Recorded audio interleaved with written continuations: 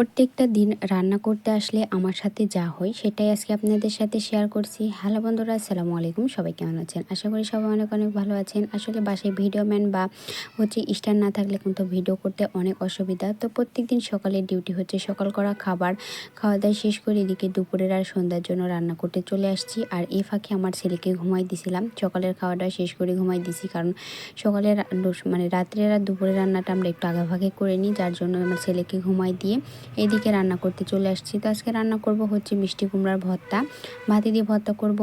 আর ওইদিকে হচ্ছে করলার আলু ঝোল করব, যার জন্য এইদিকে হচ্ছে আমি মিষ্টি কুমড়াগুলো ছিলিয়ে নিচ্ছি। আর ওইদিকে কিন্তু অনেক টেনশানে আছি যে কখন আমার ছেলে ঘুম থেকে উঠে যাবে, কখন আমার ছেলে ঘুম থেকে উঠে যাবে।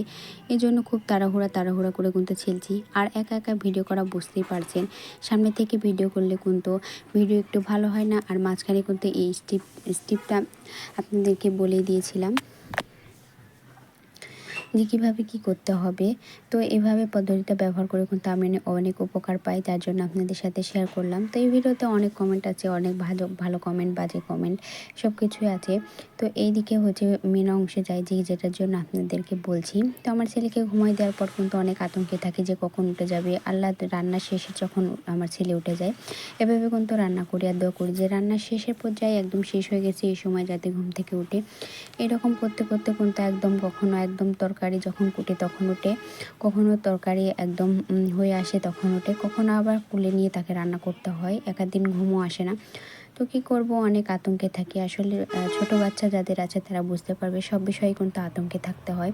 যদি গোসলও দিতে যাই তাও মনে হয় যে এই তো টেপ ছেড়ে দিয়েছি, এখন হয়তো শব্দ হবে, বাচ্চা কান্না করছে, বুঝতে পারছি না, তখন টেপ বন্ধ করি। তো এভাবে সবসময় কিন্তু অনেক আতঙ্কে থাকি। তো এইদিকে হচ্ছে তরকারি কোটা বাছা শেষ করে এদিকে আমি হচ্ছে তেলগুলো ঢেলে নিচ্ছি, কারণ তেল আগে থেকে ঢেলে নিয়ে ভালোভাবে ওই বোতলটা উঠাই রাখবো। আর ওটা হচ্ছে রান্না করার জন্য রেখে দিব। রান্না কিন্তু আমি শুরুই করিনি। তো কিছুক্ষণ পরে আমার ছেলে ঘুম থেকে উঠে গেছে। তো কি করব, কিছু করার নাই, তাকে কোলে নিয়েই কিন্তু রান্না করতে হচ্ছে। তো তাকে একদিকে বসাই দিয়েছি, সে খেলা করছে। আর এইদিকে হচ্ছে আমি ভালোভাবে মিষ্টি কুমড়াটা ধুয়ে নিয়েছি আর চালটা ধুয়ে নিয়েছি। এদিকে আগে ভাতটা চড়াই দিব, কারণ ভাত আর মিষ্টি কুমড়া যদি সিদ্ধ হয়ে যায় তাহলে কিন্তু ভর্তা করে খুব তাড়াতাড়ি খেতে পারবো, যার জন্য মিষ্টি কুমড়াটা আগে ভাতে দিয়ে দিচ্ছি।